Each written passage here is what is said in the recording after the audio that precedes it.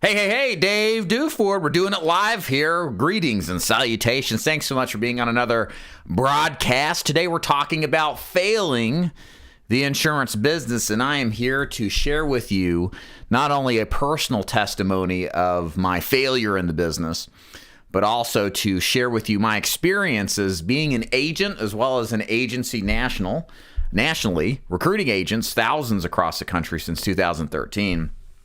And my experiences seeing other agents fail. The truth of this business and the matter of what we do in the final expense Medicare insurance world is that 90% plus of the agent population fails out of this business. In fact, statistically, the odds are against you for success in this business. What I'm going to be talking about is this truth, the surprising truth, if you will, as to why 90% of those fail, and hopefully give you some perspective and guidance on how to navigate yourself away from that potentiality of failing yourself. And what better source to hear it from than from a person who has failed the business. So we're going to start by giving you kind of my backstory into the selling insurance world and how I started the business, how I failed out of the business within my first year, and thankfully how I survived and then thrived coming back the second time. We're also going to talk about the top reasons a lot of you out there, and again, this is kind of the throwing no punches type of presentation hopefully you demand from me, why a lot of you out there are going to fail. And what better way than to shoot you straight about it, because you need to be honest about this, because what you need to be thinking about is because so many agents fail, how can you avoid it? And really, what steps can you take to not become a statistic in this business? And of course, this video is best suited for those of you out there who are just getting started in the business.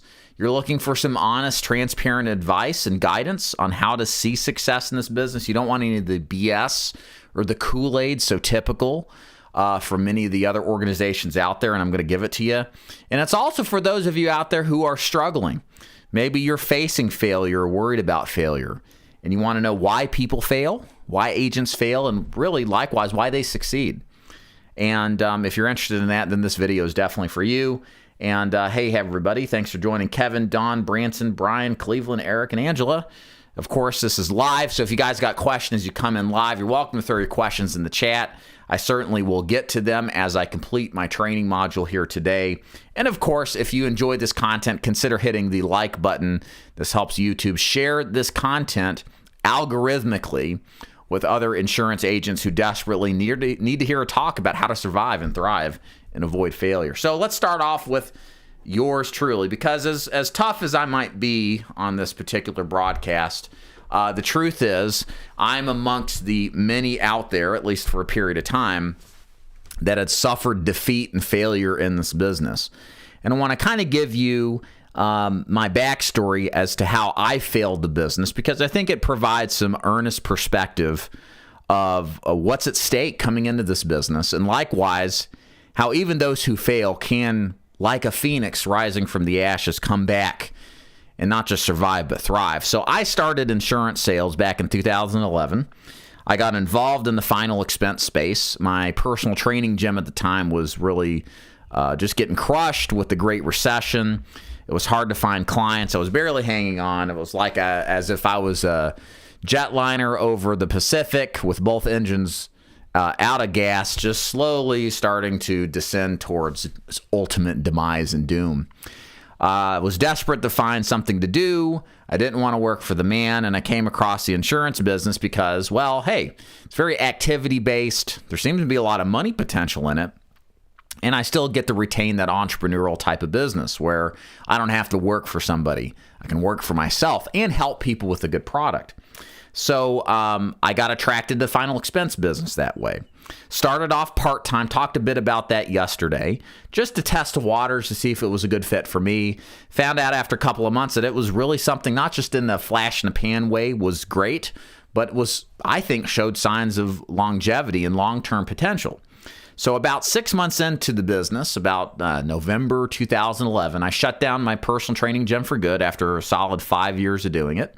Went full-time into final expense and did okay the next following months. Therein lied some of the challenges I started to experience. and I would like to blame myself. I take full responsibility for the mistakes that I made, but a little bit of an immaturity and the squandering of a good opportunity started to manifest. So I got to the point where, and this is something that if it hasn't happened to you selling final expense, probably insurance too, as you start to do this business, you realize it's not just all rainbows and sunshine. You got to deal with crap, okay? Not like literal crap, thankfully, but the stuff that comes across in any sales profession. You've got the good, which everybody knows about the good, the money potential, helping families, etc.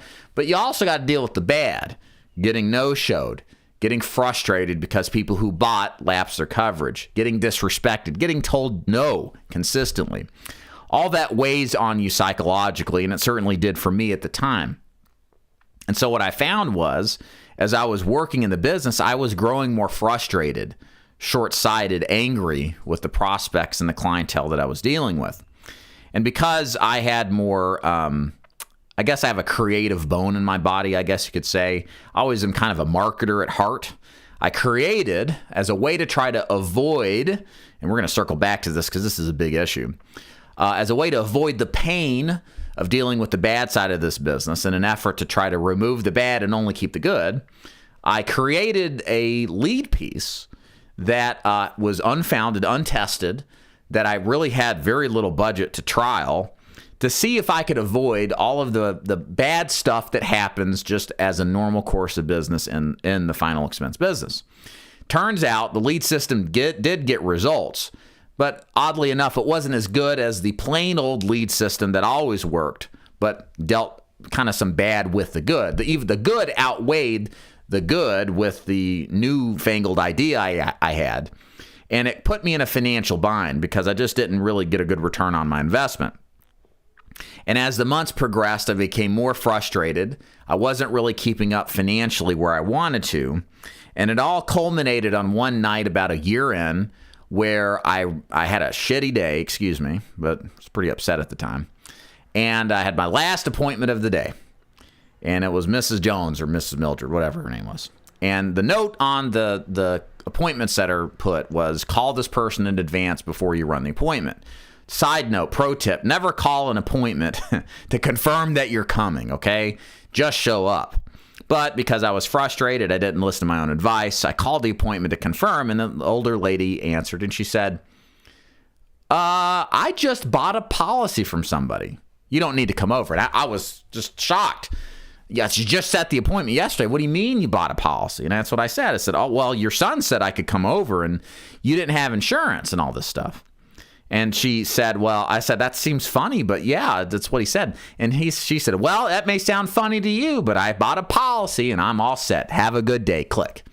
And I remember that moment in time, I was crushed emotionally, mentally, and I was done with this crap. I quit. I quit at that moment, sitting in my car somewhere in East Chattanooga and Brainerd on the highway. I was like, screw this. Couple choice select words other than screw this, but you get the point. I was done. I emotionally quit, right? So I drove home that night, and of course, my wife didn't support me. She thought I was stupid. Go get a job at TVA, make six figures, have 6 weeks off a year, and have a normal life, right? Don't do this, newfangled idea you got. And then I rolled up into, of course, to add insult to injury, my checking account. I wanted to check how much money I had in my account. And I had a grand total of $95 in the bank. And I was like, oh, man, this is terrible. Not only did I have to admit to my wife that she was right, which, ladies and gentlemen, that's the hardest thing really probably of all of it. I also had to admit I was broke. And this business venture, just like the personal training, ended up in failure. And on top of that, I had my wife to take care of. She was doing massage at the time, but I made the money, well, supposed to at least. And David, my 12-year-old now, he was 1 or 2, maybe a couple years older than that. But it was us, and I failed as a man, and I had to go admit all this stuff. And I remember going up there and up the stairs into the kitchen and the living room area and have to do all this and admit failure to my wife. It was probably one of the lowest points in my life. And again, was all done with final expense anyway. I was just sick and tired of it. So in the meantime, I had been looking for a job, or I'd look at a job. I forget the sequence of events, but I got a job working at Aramark. I was done with final expense, sick and tired of dealing with deadbeats, etc. And Aramark's a uniform service company, Fortune 500 company, if you don't know, big international brand. And it was my first corporate America job. I thought, hey, guaranteed income, make a little money. Don't have to worry about, living and dying by a straight commission. And I quickly realized how much of an opportunity in the insurance business I had squandered for being an immature idiot. And maybe you guys understand this better than I do. I've always worked for myself up to this point. I never had a real job. I always had a business. But I found out really quickly what it was like to work for somebody and sell a product you didn't believe in, work for a company you didn't really like, but you compromised on your values because you had to get paid. And it was really hard for my stubborn self to live with that reality. And I just had a really hard time faking like I liked my job, and I faked in believing it, all the while making really honestly crappy money. But this was a humbling, necessary experience for me, because I could look back now, of course. At the time, of course, it wasn't humbling at all. It just sucked. But it was what I needed to experience, because as somebody in his late 20s who wasn't fully mature, it became very evident as I started working that corporate America is terrible. How people can work this stuff, God bless you if you can.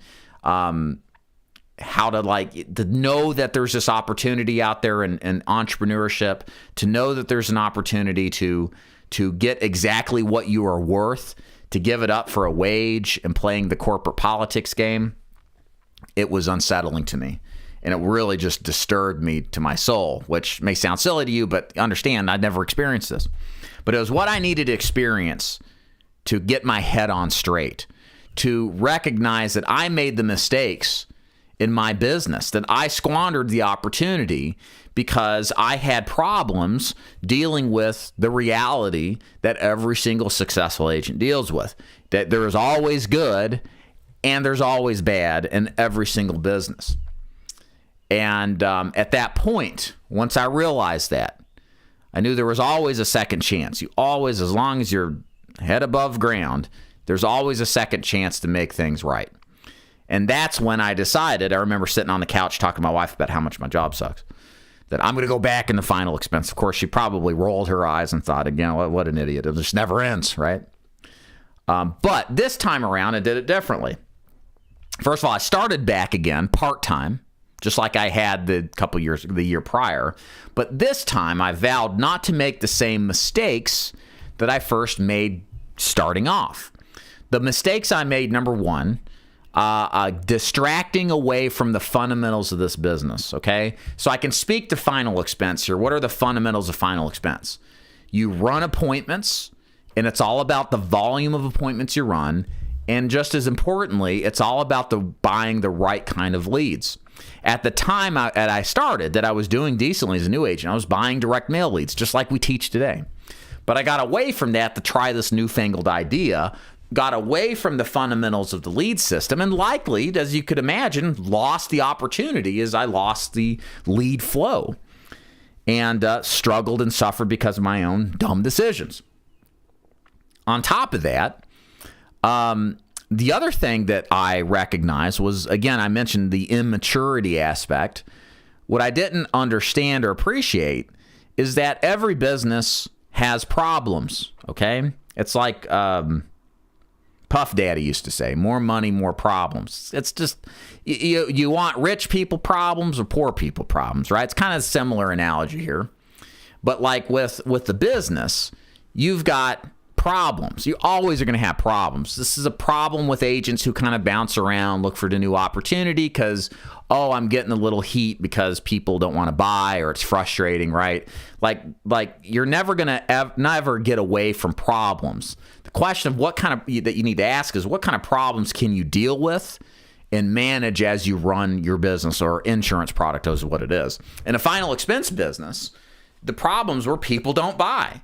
Most people say no. The paradox of the business, though, is even though more people say no, the minority that say yes, the value that comes from them have far outweigh the cost of hearing the no's.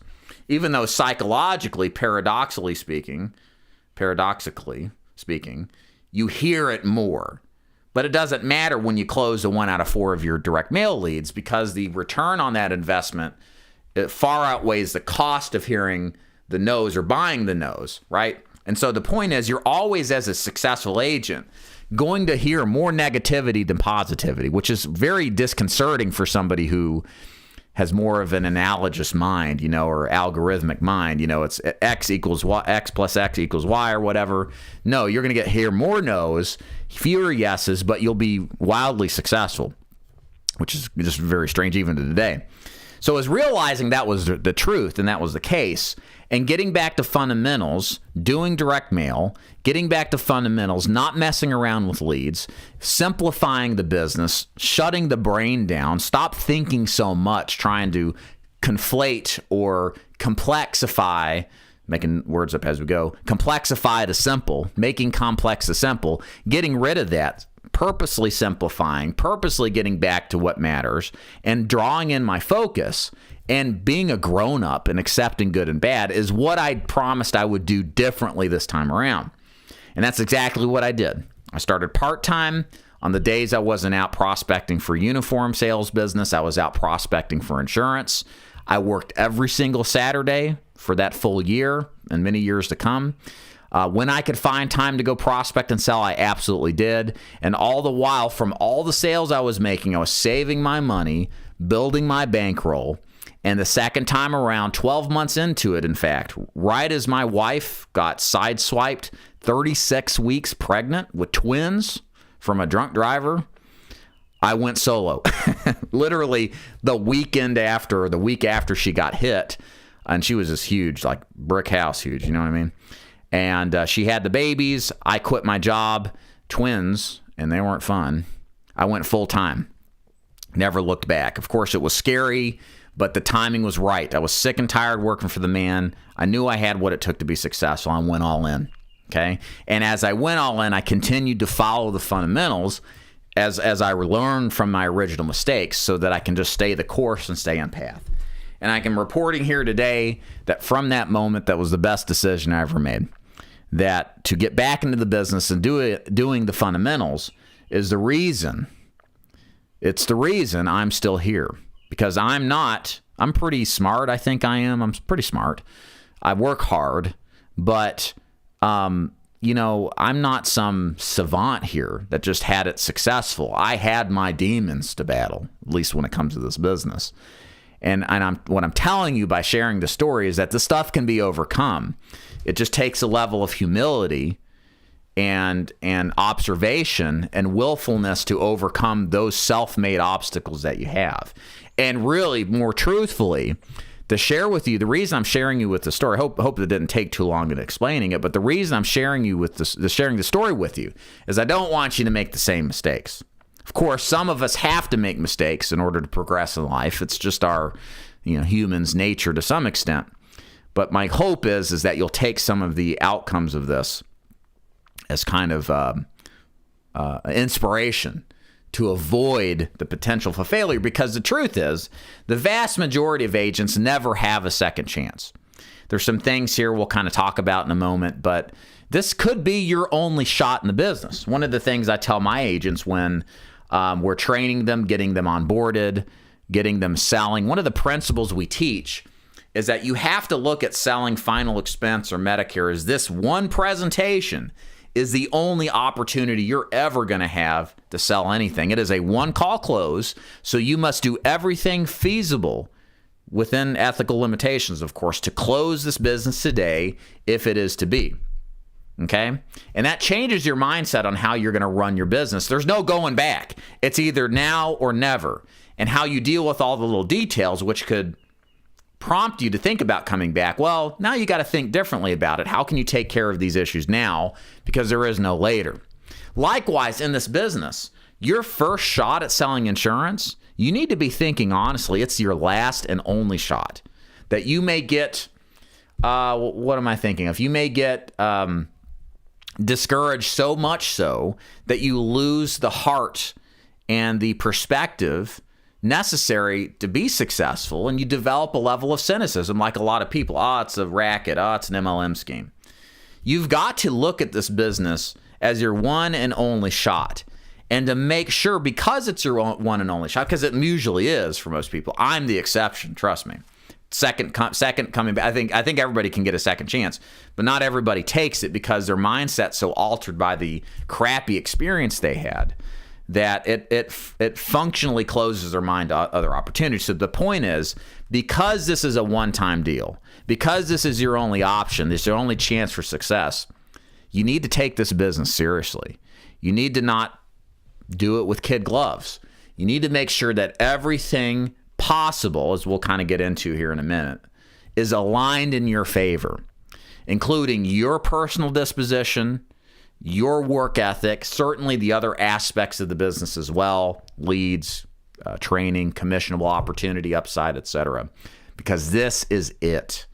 This business, and I told an agent this the other day, maybe it was earlier today, I have the luxury that you new guys don't have.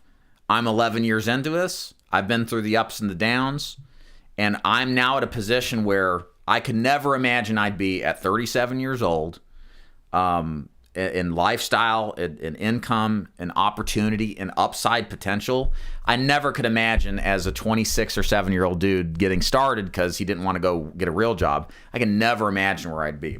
And my point in mentioning this is that if you knew where I was and experienced that, you would stop short of nothing to make sure that you give yourself the best chance of this business. Because the insurance business, I'm telling you, we're way ahead of the mainstream here. Someday, somehow, there are going to be more companies, more money coming into this business. It's going to become more competitive one day. But I truly believe, especially in the senior market, the opportunity is right now. It's ripe to develop yourself, to be a specialist, to get good at this, to make an honest and lucrative living. We are at the cusp of a trend that I think, I don't know if it'll go away, but it's such a huge opportunity you don't see in other business models, that I think you should stop at nothing to make sure, to ensure that you give yourself the best opportunity for this business, because I can tell you it's worth it. And you just have to trust me. And that's why I share you with this failure story, because you don't want to be in the situation I was in, because you could end up like it there too. Okay, so let's move on here. I want to talk about kind of why agents fail. Hopefully you've gleaned some stuff through my personal testimony, but I want to identify a few other things that I'll kind of reference, that I've already referenced, I guess, earlier. So number one, I think to kind of summarize this, there's really three issues here at hand. The first one is a bad platform. It's a very broad-based description. So what I mean by bad platform, I'm talking about any of the inputs into your business that you get from your upline or your agency or your organization. If you have bad component parts to your system that don't work well, they're rusty, they're old, they squeak, then you're lowering your odds of success. In other words, what I want you to think of getting into this business, and if this is your only shot, and this is how you should at least think, you need to make sure all of the odds are in your favor, right? It just makes sense. So if we look at something like a bad platform, we need to make sure that we don't have inferior support. We got to make sure that we have superior training, right? Because training, having a system to be successful is imperative. Having mentorship and support from people who have street cred is absolutely imperative too. So when you're for looking in an agency, or if you're frustrated right now and you're not getting this stuff I'm about to describe, you need to think about some soul searching and possibly do a change. Because if you don't get this stuff, doesn't mean you won't be successful, but it's one less odd in your favor, right? Also, low quality leads. This is a big reason why agents struggle unnecessarily in this business. There have been many agents who had once struggled in this business buying bad leads, low quality leads that are just recycled and resold over and over again at the profit of the agency, but not to you, that switched to high quality leads, and they took what they learned and their capacity to work, their capacity to communicate with the prospect, and just because of a lead change, it becomes a night and day difference, okay? A lead is not a lead is not a lead. Now, at some level, a lead is just an opportunity, but there are various levels of quality for the types of leads out there. And what you want to make sure, again, makes sense. If we're running a business and we're doing a performance-based business where everything needs to be in your favor, leads are no different. And a lot of organizations don't follow this principle. They would prefer to offset or offload on you garbage leads that they make money reselling without giving you the best opportunity for success, okay? And also consistency issues, lead consistency issues, getting leads consistently, getting help consistently, delivering what the promise was consistently. Again, advice here when you're looking at an agency, and if you haven't joined yet, the best thing I could tell y'all, again, beyond doing just your due diligence, make sure that you talk to agents that are members of that agency. Talk to the people who have gone through the process. See what their perspective is like in a private conversation. Is it good? Is it bad? Any agency that basically doesn't comply with that won't give you references of happy or successful agents in their agency, if they respond negatively or they put you down or disrespect you, that's all you need to hear. If they can't go out of their way to show you examples of success and people who will communicate the same message you're claiming, that just kind of throws everything up in the air. You really can't trust them, right? Number 2 here, and this is big, is bankroll and cash flow issues. We talked about this at length the other day about our part-time, starting insurance sales part-time. But one of the things that I think do cause agents to fail, sometimes prematurely, is just really not having the money on hand to not just cover leads in a prospecting system, but also to cover their own expenses. If you don't have the money, frankly, in final expense or Medicare to invest in leads with enough time to start cash flowing and covering your expenses, you could be Tony Robbins, you could be Jordan Belfort. But if you don't have the money to get in front of and buy enough leads and to run a total system of prospecting, the odds are, again, heavily stacked against you. So what kind of money is good to look at? Well, the more the merrier, of course. But for me, if you're looking at final expense or Medicare, a couple of $1,000s on a full-time basis is usually the bare minimum, okay? With final expense especially, you should be making a profit between month 1 and month 2 on top of your investment that you put in the leads. Again, everybody's different, of course. But this, based on the fact that this is a one-call close business, you should start to cash flow fairly quickly. But this isn't a business that I think you need 6 or 12 months of living expenses plus 6 or 12 months of leads expenses to make work. If you had that, would that be helpful? For sure. But as far as getting started, what I don't like to see are agencies that recruit agents that only have a couple of $100s to spend, a couple of $100 to invest in leads. Can you make sales off of it? Surely, yeah, but it's a Hail Mary. The likelihood is very low because money walks. It's what pays for the opportunities in many cases. So I think you have to be realistic when it comes to bankroll and cash flow in order to survive. And there are some other incidental issues with that too. As far as long-term survival, the lower your cost of living are, the less debt you're carrying, the less money issues that you have to worry about when starting a business, the absolute better, because you're going to have fluctuations in your cash flow. You're going to have fantastic months and you're going to have just terrible months. It happens to everybody, okay? And again, this is why low living cost is so important. This is why having some bankroll is important, because the more that you have and the less cost you have to worry about, the more you can weather the storm that affects us, right? That in any sort of 100% commission-based business like this. And the last thing here, why agents fail, and I know I'm going to sound like a bit of an ass saying this, but the truth is the majority just aren't capable of entrepreneurial success. And it sounds real mean saying this, and I don't know any other way to say it, but making a lot of money and being successful is extraordinary. If you look at businesses across America, 90% of them actually survive. I'm sorry, 10% survive. 90% of them fail. So we see kind of the same statistics when it comes to the insurance business. Now, why do we see that? Because sustained effort and getting sustained success and having the mindset to execute in the same way, plus these other factors mentioned, is really, really hard. It is not normal for most people to be able to sustain a business like this, and then not just sustain it, but to get to even a basic level of success, even when things are all in their favor. And again, that's why 5% of the population are entrepreneurs and 95% of the population are employees. And that's not intended to offend anybody. And it kind of is why the rich get richer and the poor get poorer. Again, we could have arguments about the pros and cons, and there's issues at hand for sure. But there's a reason when you have a skill set of developing money and wealth and income, while they can do that better than people who can't.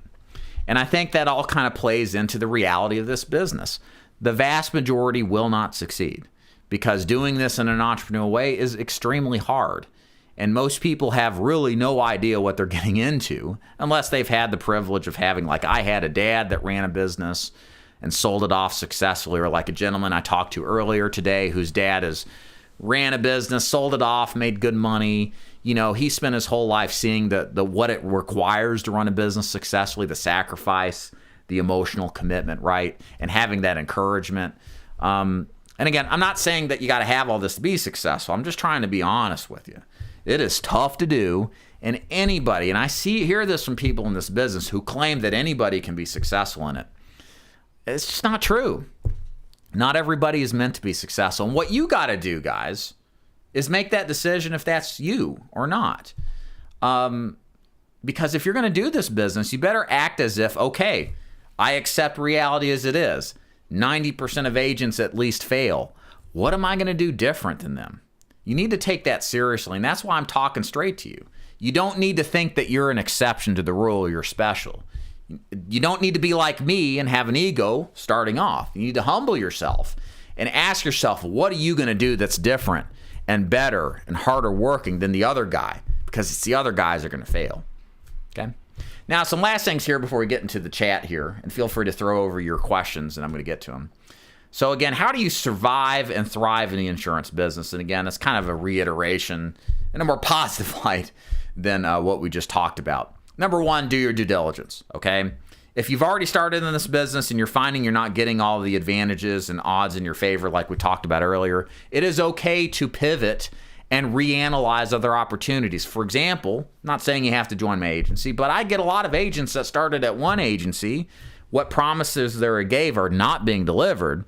That is the perfect opportunity at the beginning to shift gears.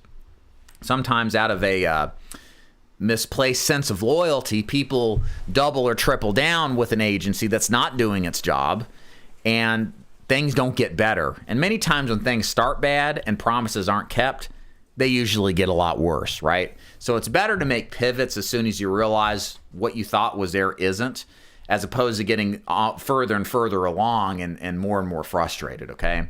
But if you're brand new, guys, again, the typical approach to this business is you have a recruiter call you, they tell you everything that you want to hear, and you jump right in without thinking. This guy sounds convincing, he sounds good. Well, everybody here that's recruiting you are salespeople. They know how to push your buttons and persuade you. So slow it down a little bit and do your due diligence. And likely if you've made it to this channel, you're the type of person that's probably more of a thinking person, which is good. So you recognize some of these pitfalls, right, that I've been talking about. So it's that much more important. Slow your process down. Take a look at the opportunities. Do your due diligence. Because I think of this like a marriage. You want to pick the agency that you want to be with for life.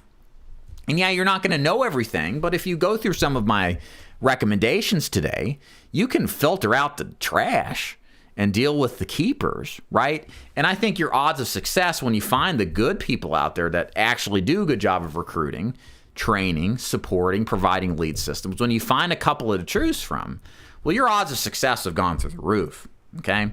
So slow down, do your due diligence, make sure that you follow through on this process, because this business is worth being a little slow with to find the right opportunity. And related to that, place a higher value on training, support, and lead programs, okay? Again, the typical pitch here is, don't you want to make 6 figures in your underwear from the phone, right? Don't you want to, help a bunch of families and, look at all these successful people, right? That doesn't necessarily correlate that the system to train you, to support you, and the lead programs are there. There's definitely connection, but it doesn't always correlate equivalently that the foundation of being successful for you is going to be there in the same capacity. So again, as you're doing your due diligence process, ask about how the training protocol works. Ask about how support is. Ask who is going to be supporting you. Are they somebody with street cred, have been doing this for a while, that knows experientially how to sell insurance? Or are they just the company's newest, person who can fog a mirror that just happened to recruit you? That direct person's a big deal. And you want to make sure they know what they're talking about when they recruit you, because you're going to be leaning and depending on them to support you as you grow. And if they don't know anything, it's not good. And then make sure they've got lead programs. The kind of leads that really matter in this business are fresh and exclusive leads. You want to stay away from leads that are resold, recycled, especially the cheaper digital versions. There are plenty of organizations that push these leads. You can sell off of them for sure, but they're very difficult to deal with. It's very demoralizing. It's essentially a glorified cold call. What we do at the Ford Insurance Group, for example, we try to get as many of our agents across the board on fresh and exclusive leads. But if they're doing face-to-face, we want them doing direct mail leads. Those are the cream of the crop. And then for telesales, some kind of fresh and exclusive digital lead for outbound calls, or fresh and exclusive television lead if they want inbound live transfer type of calls, okay? Don't underestimate the money side of things. If you're starting this business off and you're kind of put off by the financial estimates that I gave you, consider just starting part-time. Again, that's why I started part-time the first time around. Certainly the second time around is because, I knew this business had a great opportunity, but I wasn't convinced necessarily that I wanted to put my eggs in one basket. Sorry, there's a giant wasp over here. I might have to jump up and kill it before it kills me. If you just don't feel comfortable about fully committing, don't. Start part-time. And if you want some more context of why that's a good idea, I would advise you to go watch the video I did yesterday on selling part-time insurance successfully. I think it'll give you some good context. And then lastly, again, to talk with you guys straightforward, ask yourself, do you really have what it takes to be successful? I am a very successful person now, but I wasn't when I first started. And I had to get smacked around, and I'm thankful now that it happened to me. But again, the vast majority don't have the second chance. 90% of the people, even with all the training in the world and the guidance and direction, aren't going to experience success. And you need to ask yourself, do you really have what it takes to make the sacrifice, to pay the price that is required to be successful? Do you have the money? Do you have the discipline? Do you have the humility? Do you have the work ethic? Are you willing to work hard, sacrifice? Because it's just what's required in any business, anywhere, if you want even a semblance of a chance of success. And without that willingness, it's probably not for you. And it's okay. But you want to ask yourself earnestly and truthfully that question now, not 6 months into this, broke, spending all your money on bad leads, finding out it's not for you. So that's my thoughts on failure. I hope you take this training to heart, because that's ultimately the purpose of it, is to give you a realistic perspective on what to expect, how to avoid failure, and hopefully how to achieve success in this business. So let's take some questions from the policy, or from the chat. Hey, Branson, love your new book. Thank you. Great research I'll reference for the future and recommend other agents. Appreciate it. Hey, Pete Tester, nice to meet you. Thank you, Sea Dragon. Mark, what's going on? Watching that wasp up there. Okay. David is a straight shooter. Thank you, David, for sharing the problems we all go through in this industry. I'm not the only one. That's right. No, there's plenty of us that struggle. That's normal. That's a humbling experience. Been there too. Very humbling for sure. Thank you, Honest Truth. Appreciate it. Hey, Eric, did you have any real training or mentorship? Yeah, I absolutely did. I actually had everything in my favor. I mean, I worked with a company called Equita Final Expense Services. My upline was Andrew Fike. He was out of Atlanta, Georgia. I still contact him occasionally here and there. Funny guy, very good at the business. He's always consistently wrote $200,000 a year as a final expense agent in Atlanta, like in the 285. I guess it's the connector. Anyways, he's worked that market forever and has always done very well. Door knocking, direct mail leads, face to face. Always shot me straight, no BS kind of personality. I did ride-alongs with him, saw him write a lot of business, and I remember thinking, like, if this little dude can do it, I can do this too. And Equita had a great platform for training, script development. They did interviews at the time. This is like 11 years ago. So I have nothing negative to say about what it is that they were doing. The problem with me is this: my head was up my you-know-what. You know, I didn't have the maturity necessary, I think, for entrepreneurship at the time, because I was just kind of an opportunity seeker and somebody that wasn't as focused as I am now. But yeah, that's the thing. You can have everything in your favor and still fail out, you know, like I did. Yeah, sure thing. Sounds like just like me. I hate dials and I'm setting up. Yep, no, I understand. Branson, glad to hear your family's okay. That must have been stressful as hell. Oh, yeah, for sure. No, I'm lucky. I've got a good wife, a great wife, who stuck by me the whole time. You know, wasn't on board with this thing. We did a video maybe a year or two ago where I got to admit that I was right after all. And a lot of people say it's the best video they've seen of mine. So if you go look it up, like David DeFord wife, you'll see it's a good interview. But yeah, she's pretty happy that I had the pig-headed discipline and determination to stick with this business too, after all. Yep, thank you. Appreciate it, Branson. Like Apollo told Rocky, there is no tomorrow. No, there's not. There's not in this business. Thank you very much, Aaron. My career's taken off due to this guy and his team's guidance. Thank you. Appreciate it, Aaron. Appreciate your business, man. Hey, Penny, what's going on? Thank you for being here. Hey, Jackson, David, is there any way that an agent can service a client's existing final expense policy to lower the death benefit and monthly premium without canceling the policy? I mean, you could call in for that client if it's not yours and then see if they'll adjust the face amount down. Some companies do that. Some companies don't. So I don't know. I can't say with confidence who does and who doesn't. But you should be able to assist as kind of a third party. You won't make any money off of it, but you'll win the client's support and maybe an opportunity to get referrals, you know, kind of building your treasures in heaven, if you will, Jackson. Yeah, right, Sea Dragon. Luckily, it's outside, I think. So, good. Hey, George, what's up? What is a good direct mail company? That's kind of the question, $64,000 question. You know, direct mail has gotten really tough. And part of the reason, and it's not just direct mail, it's really all sources of lead generation. There have been tons of recruiting into the insurance space the last couple of years.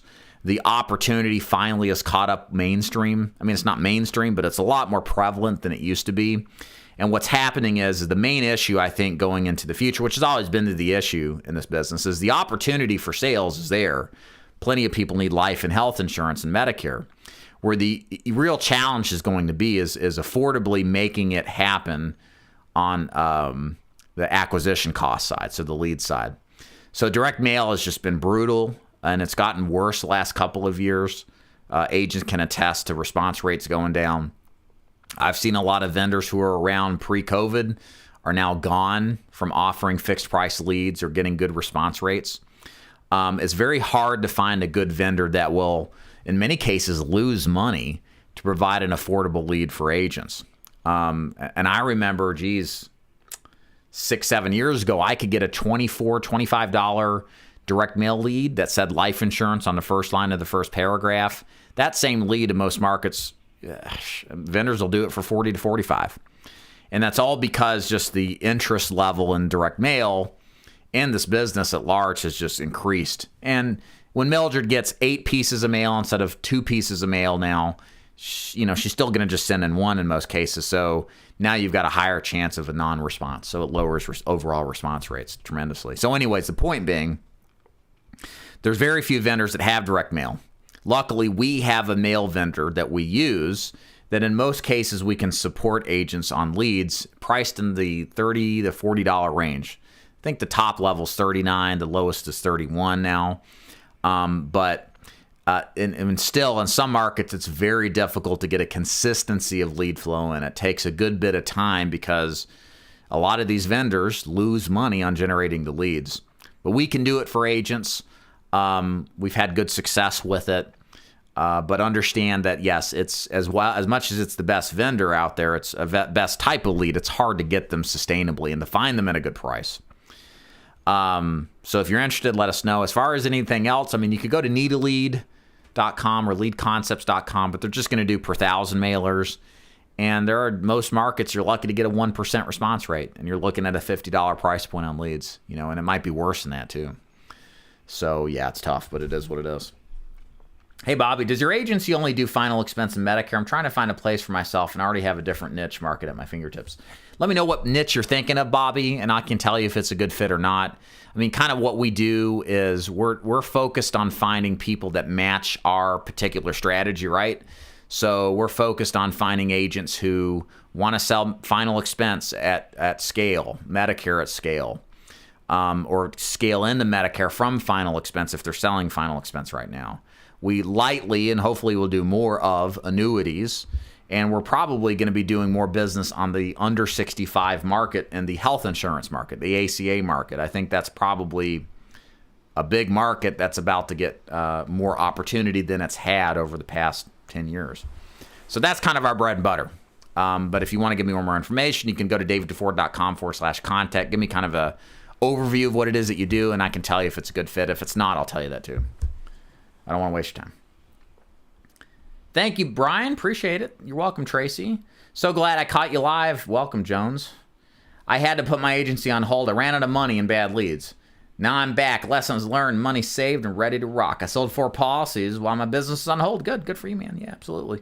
Yeah, and it's okay. It's okay to come back. And you don't fail till you quit, right? You're not a failure until you stop getting up is kind of how to look at it, right? And again, I'll speak on that. I did a mentorship, a mastermind with a group of very productive agents and agencies this last weekend. It was by invite only. And we talked about income. And I told the group, my income has essentially tripled over the past 2 years where it was in 2019. And I don't say this to brag at all. But have you guys heard of the hockey stick analogy? Like for years, you're just plodding, you're putting forward, you're doing the work necessary to build the groundwork. And then all of a sudden, something happens. I've heard this forever. And the growth becomes exponential. Okay. And that's essentially my life as a business person. I made okay money, not great, but just like middle class money as I'm up to my mid-20s, doing the personal training, never got amazing growth. Squandered that period of time for a couple of years in final expense, started doing progressively better, and then all of a sudden, 2019 roll into 2020, I've absolutely crushed the last couple of years. And why am I sharing this with you? I started business in personal training as an entrepreneur at 21. I'm 37 as the recording of this. Wait, am I 37? Yeah, I'm 37. Shit. That's 15, 16 years. And the last 3 years, including this year, it's probably going to be equivalent, if not better, so far. I'm going to do the same thing. But my point is, to get to where I'm at, I've had to put all this time in prior to that, 10 years plus, a decade. I'm an overnight success that just took 10, 15 years to go. Understand, I guess the principle in sharing this with you is that we want this success faster, right? We want to have it as fast as possible, but that's just not how it is sometimes. We have to go through a growth cycle. We have to, I think, experience suffering. We have to go through this process to whatever extent necessary, some more than others, to build ourselves up to being successful and just not quitting. Okay? So I don't know why I gave you that side note, but I think it's useful to understand this. What did it for me, and I'll give you this piece of advice, is I got back to what matters. I identified what mattered the most in my business, and I became maniacally focused on the fundamentals. That's what got me out of failure and final expense. That's what got me into wild success as an agency builder. I knew what worked, and I did as much as possible and continue to do as much as possible doing what works. And that means I say no to all sorts of other opportunities. I say no to crypto. I say no to NFTs. I say no to real estate. All these are probably big opportunities that I don't know anything about, because what I have seen from my fellow peers that do just as well as I do is they know what they're good at and they triple down on what they're good at. Okay? So if you can take a piece of advice from that, I try to apply that to your insurance business, because these are just fundamental rules of success. Do what works, do more of what works, and be consistent in the execution of what works for years and years and years on end. And at some point, you'll probably make it. Okay, back to the chat here. What was your budget starting out when you started up the second time? I don't know, Branson. I know I had a $4,000 credit card line with Discover the first time that I basically took a chance on myself with. It's funny to think if I didn't have that one inflection point in my career, if I didn't take that one chance, where would I be? If I was too scared to put another, it was my fifth and final credit card, actually. I maxed out the other ones as I was struggling in personal training. Where would I be? It's funny to think that, But the second time around, I think I had some money coming in from insurance residuals, okay? I think I had some credit lines opened, and I'm pretty sure I just put more debt on, to be honest with you. And the plan was to start to progressively work down the credit cards. I had like 5 credit cards the second time around, because I know for the next year or two, I just hated debt and I wanted to get out of it completely. So I just funneled it all into paying off everything. So that's probably where I was at. I was at a point in my life where I was willing to take the chance on myself. My kind of take on it was, and I don't know if this is right or wrong, but I'm mid-20s. I'll just go all in. If I fail, screw it. I'll just file bankruptcy and just start clear. I didn't care, because I knew it wouldn't be the end of the world. I kind of in my mind had this feeling that I was meant for success. I was destined for it, which, call me crazy, but I don't know. I just couldn't see myself not being successful, even though at the time it wasn't. I knew I was meant for it. That was the trajectory of what I had to do. And even though there was this dissonance between what I knew was real, my destiny, versus where I was, the reality, that if I just stuck with it and believed in myself, that it would manifest into reality. What was your budget? Oh, yeah. Right now I'm doing social media marketing, but eventually would like to consistently invest in leads. Yeah. A couple of thousand to start with is probably about right.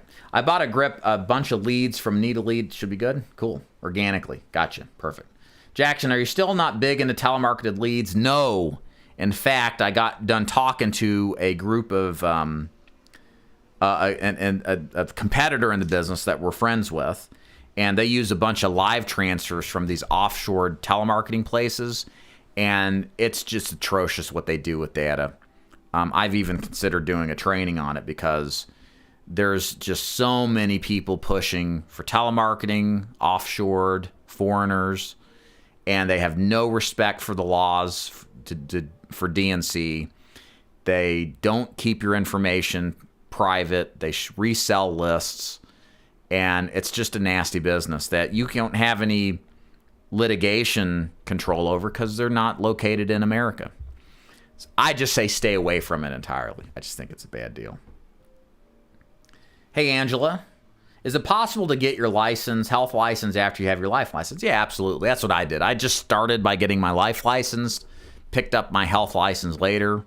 I just would recommend you do both simultaneously. That's the better thing to do. But yeah, you can do that. Hey, CT, thank you. Hey, nice to see you in Vegas. Appreciate it. Thank you very much for the nice words. Jackson, how much for a one-on-one phone consultation? I charge $500 an hour, because that's what my time is worth. I don't know if it's worth it for you. I just don't have time anymore. I have the luxury of too much to do and too little time to do it. Of course, I consult with my agents for free. David, hey David, Where do you recommend get fresh, exclusive leads from? We've got a good TV lead vendor, a good fixed price lead vendor, of which will remain nameless. You got to join me to get access to it. I like GameTimeLeads.com for Facebook leads. Tips, Tricks, and Closers is good. Happy Agent Leads is good too. That's the bulk of it. Yeah, you see the 1,000 behind me there, Wade? That's right. Yep. ACA's next. Thank you, Kiana. How you doing? Thanks for being here. Justin, how often do you go live? Yesterday and today have been a treat. Yeah, Justin, I do lives on Tuesday and Wednesday, and I started doing it this year because I think, for any of you out there who are in the influencer space, one of the cool things about doing live trainings is I get to talk to you right now live in the chat. I get to interact, get to create a relationship. Nobody really in my space is doing lives anymore. Not my space, the platform, but my space is in insurance sales. And I think they're really missing an opportunity. There's this kind of disconnect between the content you publish and actual experience with the person. So I love going live, doing content, because I can start a relationship. Because a lot of you watching may be in the market looking to join an agency. And when you can converse and watch me live, there's just more of a human experience there. So to me, it's a critical element to the game I'm in, which is getting attention to hopefully for you joining my agency. So Tuesdays and Wednesdays. And then we do live training in my agency twice a day, Monday through Friday, 9 a.m. and 1 p.m. Eastern, all of which are recorded. So there's even more of me you get if you join. Jones, I've been watching your videos and have learned so much. Direct mail was a waste of cash. I'm trying direct transfer leads this time around. Yeah, you got to figure out what works best for you, for sure. Hey, Brian, have you heard the line, thoughts become things, good or bad? Sure, they do. That's called inception, right? That's where it all starts from. Jones, any advice regarding mortgage protection? Buy fresh, exclusive direct mail leads. Buy a lot of them. Essentially, the same fundamentals apply to mortgage protection as final expense. It's just a different kind of life insurance, but otherwise, fundamentally, the prospecting and sales process is pretty much the same. Joshua, how much money would you say to spend on leads for a newbie? So $500 to $750 is kind of the average for full-time agents in my agency to start with. Part-time is $400 to $500. We do have a bootstrap program for agents who want to do seminar marketing. It's about $150 a week, give or take, if they have more desire than cash flow to start with. Seminar marketing is free, great way to get good prospects, so on and so forth. But one of the things I'll tell you, Josh, a couple thousand is kind of a good starting place. But the thing you want to be concerned with... Time to eat. Okay, we got to finish up here. That smells good. The one thing you want to be concerned with is how long are you going to have to invest your money to see success? And what I tell my new agents all the time is, look, if you do your studying and practicing for 15 to 20 days, like we teach, and then go out there in your first week on the phone or in person, you should make sales in your first week. And if you don't, and you've honestly done everything possible to study and prepare, this business isn't for you. So you shouldn't spend another dime. The best indicator of long-term success potential are agents who sell in their first week. Likewise, the best indicator of this business ain't right for you is doing everything, studying, but not getting sales in your first week. So, and you should be cash flowing above and beyond your investment within a month to 2 months of your initial foray into the field or over the phone selling. All right, got to hurry this up here, guys. The wife has told me what to do. Thank you, Branson. Appreciate it. Yeah, absolutely.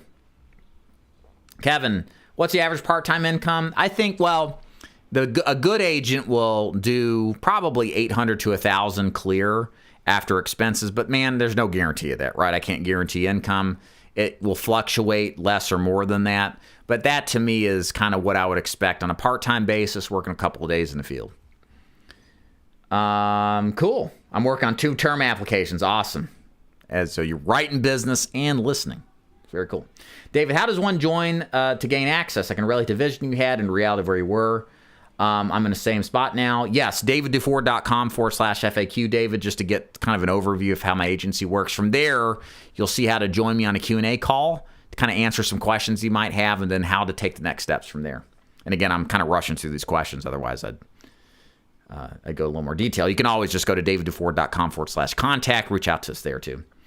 How many leads would you say you need to go through for a new agent? I mean, it depends on the vendor. Again, shoot me a message. I'll give you more detail, but the budget is the main thing, because if you fit the budget, you can have enough leads. Jackson, do you have any procedural advice on getting released from your IMO? Might be interested in doing this, but I'm a little worried about the process. Shoot me a message of who you're wanting a release from, and I can give you some background on what to expect. I've gotten releases from all of them to move agents from them to me, so I know what to expect experientially, so we can talk privately via message. Don't keep everything private. We'll not share it, just to kind of give you some perspective. Yes, please. Thank you, Corinthian. Check in the mail. Hit the like button. David is providing a service. So yeah, if you like this content, please consider hitting the like button, if only just to help share this through YouTube's algorithm. Sounds good, Kent. Yeah, man. Come on back. Happy wife, happy life. You got it. Thanks, Brian. And that's it for me. Time to eat. Ladies and gentlemen, thank you so much for being here. Hope you enjoyed today's content. We'll see you next week. I'll have some live training then. We'll do it live. And until then, thank you for being here. And I appreciate you watching and being a part of this very much. Y'all have a good one. Thank you.